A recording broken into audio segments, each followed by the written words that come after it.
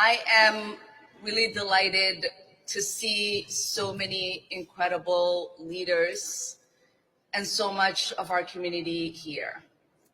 I want to start with a gratitude by thanking the Minnesota Democratic delegation, Senator Amy Klobuchar, Senator Tina Smith, Congresswoman Angie Craig, Congresswoman Betty McCollum, for strongly speaking in opposition to the hate, to the fear-mongering, and for standing up in unity for the Somali community here in Minnesota and across the country.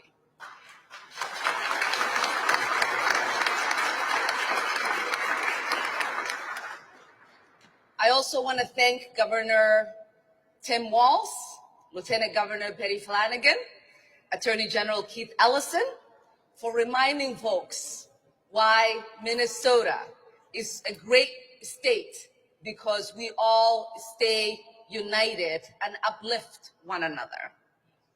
And I want to thank the incredible leaders who are behind me, whether they are elected officials or faith leaders or community leaders, for speaking in one unified voice against the scapegoating of a community that has thrived in Minnesota and whom most have chosen to call this state home. I think I want to speak to a few things. One, I want to speak to what Trump has tweeted and what it means for those of us who call this incredible state home. Because facts matter and facts are important. It is unfortunate that we are led by a president who does not understand the laws of this land. When the president tweets as if he has the authority to terminate temporary protected status for Somalis in Minnesota, even little kids in 8th grade know that that is not an authority that the president has and can wield.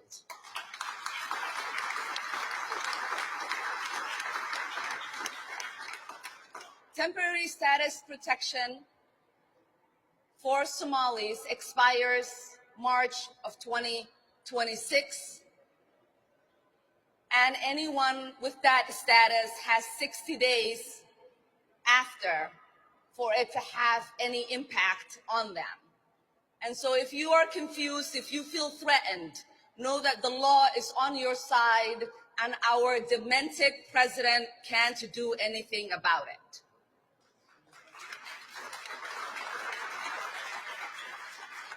The other unlawful thing that our lawless president is claiming to do so is to terminate that status for only one state, which he has no authority to do so. So, for the 300 or so people that are impacted, that currently live in Minnesota and across the country, we see you and we stand with you, and we will make sure we do everything that we can to help make sure that your status is adjusted before March of 2026.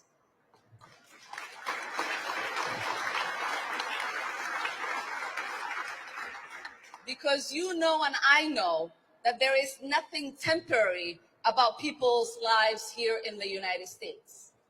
Many of these people that we are talking about have built lives. They own homes, they own businesses, they are a vibrant part of our communities. And we want to make sure that their new home stays their forever home. The second thing I want to speak to is that in this country, we do not blame the lawlessness of an individual on a whole community.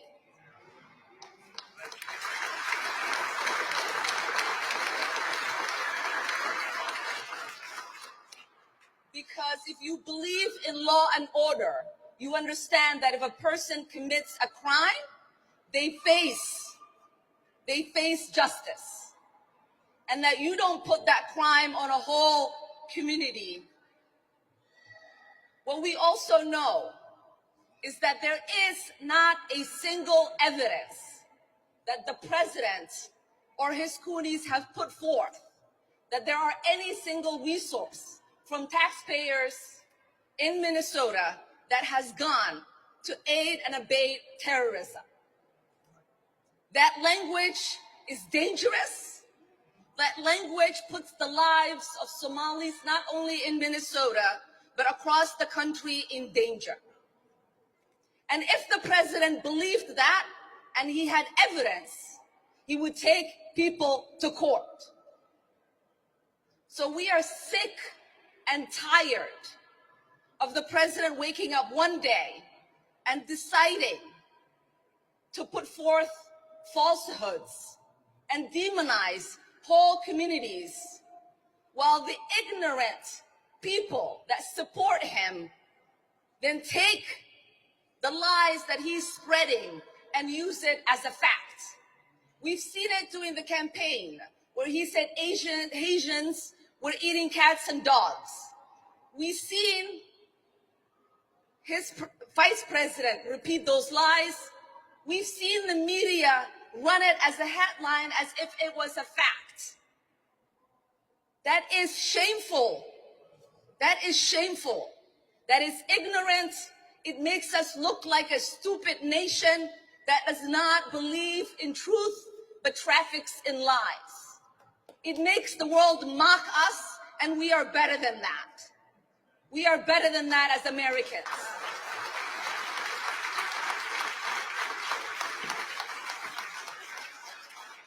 Somalis are not terrorizing this nation.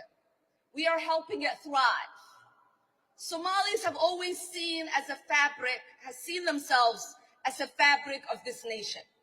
We have signed up to serve this country in its military.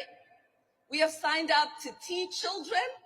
We have signed up to become nurses and doctors and engineers. We have signed up to be public servants and get elected into office. We don't do that because we hate this nation. We do that because we love this nation.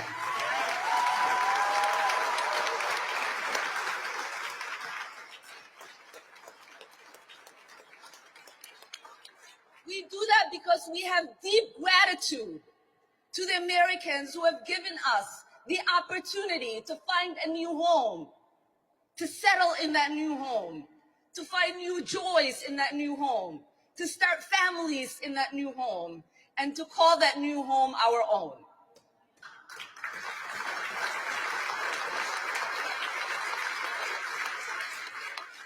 We don't complain on the sidelines. We get involved in making America better.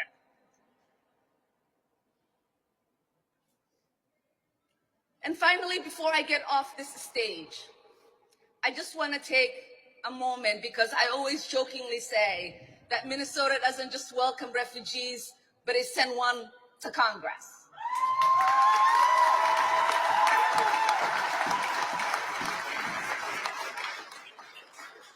But I want most Minnesotans to know this. Majority of us Somalis who are here, as my friend Ali said yesterday, most of us, this was not the first place we came when we came to the United States. But most of us chose Minnesota as our home because Minnesota is special to us. Minnesotans are special to us.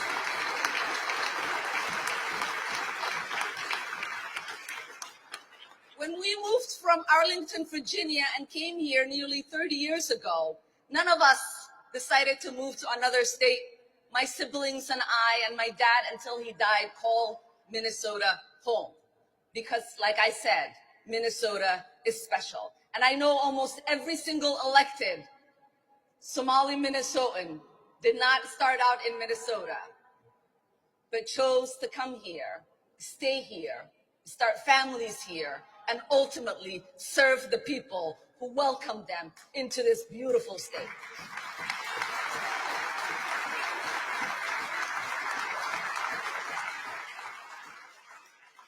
So not only are we not going anywhere,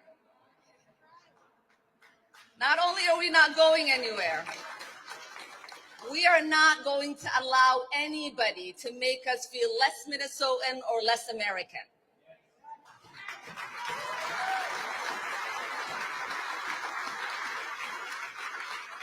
We are not going to allow anybody to push us into the shadows. We're not going to allow anybody to erase our presence and our contribution. And we are not going to allow anyone to scapegoat us. Because as Somalis, what we learned from Minnesotans is that you have to be resilient to thrive in Minnesota. And we are goddamn resilient. Thank you so much.